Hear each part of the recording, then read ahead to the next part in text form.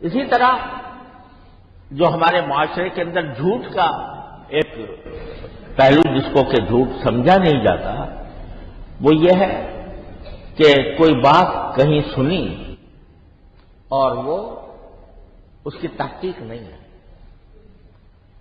پتہ نہیں، حقیقت معلوم نہیں ہے کہ باقی یہ بات سچ ہے یا غلط ہے، جھوٹ ہے، اس کو بغیر تحقیق کے آگے بیان کر دیا، اس کی تحقیق نہیں کی کہ یہ بات صحیح ہے غلط ہے، اور آگے بیان کر دیا۔ اس سے افواہیں پھیلتی ہیں، معاشرے کے اندر بگاڑ پیدا ہوتا ہے، اور رسول کریم صلی اللہ علیہ وسلم نے اس کو بھی جھوٹ قرار دیا۔ کفا بالمرء کذبا ان یحدث بکل ما سمع، انسان کے جھوٹا ہونے کے لیے یہ بات کافی ہے، یعنی یہ بات بھی جھوٹ ہے، جھوٹ کے گناہ میں شامل ہے کہ آدمی جو کوئی بات سنے وہ دوسروں تک نقل کر دے بغیر تحقیق کے۔ قرآن کریم میں اس کے اوپر بڑی سخت ایک طرح سے وعید آئی ہے کہ آپ کوئی بات آپ نے سنی اور ابھی اس کی تحقیق نہیں ہوئی کہ یہ سچی ہے یا جھوٹی ہے، اور اس کو آگے چلتا کر دیا، تو حدیث میں قرآن کریم نے فرمایا کہ اگر کوئی ایسی بات سنی ہو جس کی ابھی تحقیق نہیں ہے تو آپ ان لوگوں تک اس کو پہنچاؤ جو تحقیق کر سکتے ہیں، اور جو تحقیق نہیں کر سکتے ان تک پہنچانا تمہارے لیے جائز نہیں ہے، اس لیے کہ اس سے افواہیں پھیلتی ہیں اور افواہوں کی وجہ سے معاشرے کے اندر بگاڑ آتا ہے۔ تو یہ ایک ایسی چیز ہے، آج کل تو سوشل میڈیا جو ہے اس میں نے تو تباہی مچائی ہوئی ہے، ہر رفض و یابس، ہر قسم کی باتیں جھوٹی سچی تحقیق کے بغیر لوگ ڈال دیتے ہیں، اور دوسرے لوگ جو ہیں اس کو اور آگے چلتا کر دیتے ہیں، تیسروں پر اور آگے چلے جاتے ہیں، پھیل رہی ہیں افواہیں، غلط فہمیاں پھیل رہی ہیں، افواہیں پھیل رہی ہیں، دشمنیاں پیدا ہو رہی ہیں۔ یہ سب اس بات کا نتیجہ ہے کہ رسول کریم سرورد عالم صلی اللہ علیہ وسلم کے ارشاد سے روگردانی کی گئی ہے کہ جس چیز کی تحقیق نہ ہو اس کو آگے چلتا نہ کرو۔ ہاں تحقیق کر لی اور ثابت ہو گئی تو ٹھیک ہے، اگر ضرورت ہے تو بیان کر دو لوگوں کے سامنے، وہ بھی ضرورت کے وقت، ہم کا بلا وجہ بیان کرنے کی تو کوئی ضرورت نہیں۔ تو یہ وہ صورتیں ہیں جھوٹ کی جو ہمارے معاشرے میں بہت زیادہ پھیل چکی ہیں اور ان کو جھوٹ سمجھا نہیں جاتا، حالانکہ وہ جھوٹ کے اندر داخل ہیں۔ رسول کریم صلی اللہ علیہ وسلم نے ان پر وعید بیان فرمائی۔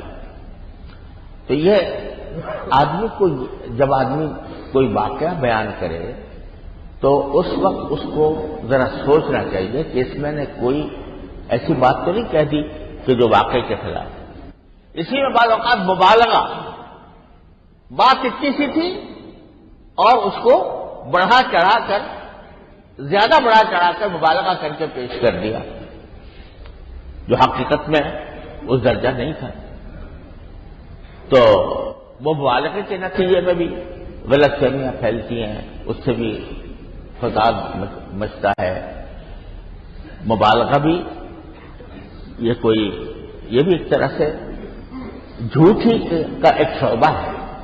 بات اتنی تھی، آپ نے اس کو بڑا چڑھا کے کچھ کر دیا، اس میں نمک مرچ لگا دیا اور اس کو آگے چلتا کر دیا۔ تو یہ اس سے لوگوں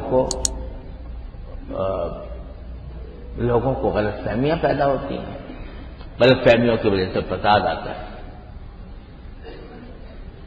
ایک میرے ہی ساتھ یہ واقعہ پیش آیا کہ ایک مطلب میری طبیعت خراب تھی، تو لوگوں نے، بیچاروں نے محبت میں کسی نے کہہ دیا بھائی وہ بیمار ہے تو اس کے لیے دعا کرو۔ اب جس نے سنا اس نے کہہ دیا بہت بیمار ہے، بہت کا لفظ اپنی طرف سے اضافہ کر دیا۔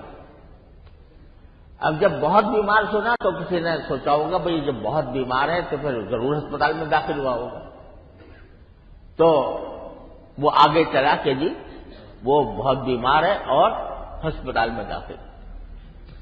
اب جناب ساری خبر کہیں سے کہیں پہنچ گئی۔ یہ کیا ہوا؟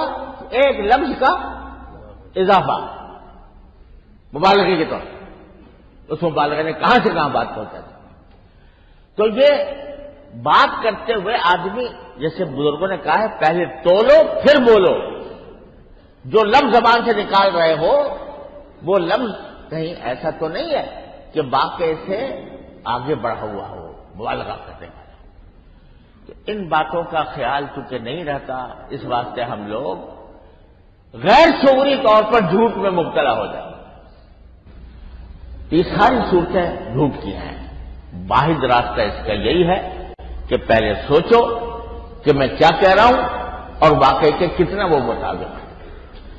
اللہ تبارک و تعالیٰ اپنے فضل و کرم سے ہم سب کی اس غلط بیانی سے ہماری حفاظت فرمائے، اور اس کی جو مختلف صورتیں ہمارے ہاں پھیل گئی ہیں اللہ تعالیٰ ان سے بچنے کی توفیق عطا فرمائے۔ وآخر دعوانا الحمدللہ۔